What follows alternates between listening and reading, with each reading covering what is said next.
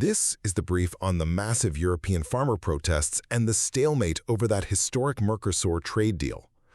So picture this. European leaders are all in Brussels for a big trade summit. But right outside, thousands of farmers from all over the continent are staging a full-on revolt, driving nearly 1,000 tractors right into the city to stop a trade agreement that's been in the works for 25 years.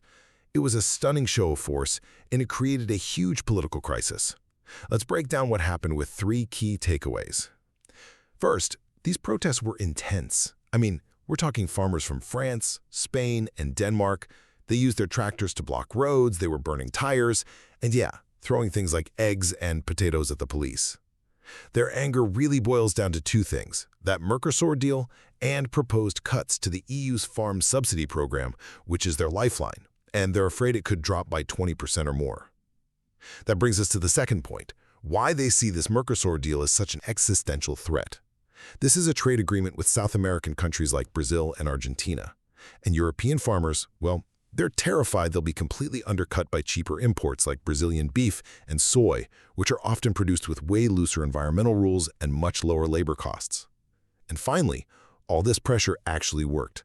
The political fallout forced the deal to stall. Heavyweights like France and Italy officially joined the no camp, saying the terms were just unacceptable. That created enough opposition to legally halt the deal, forcing the EU Commission president to cancel her trip to Brazil to sign it. So now, everything's postponed until at least January.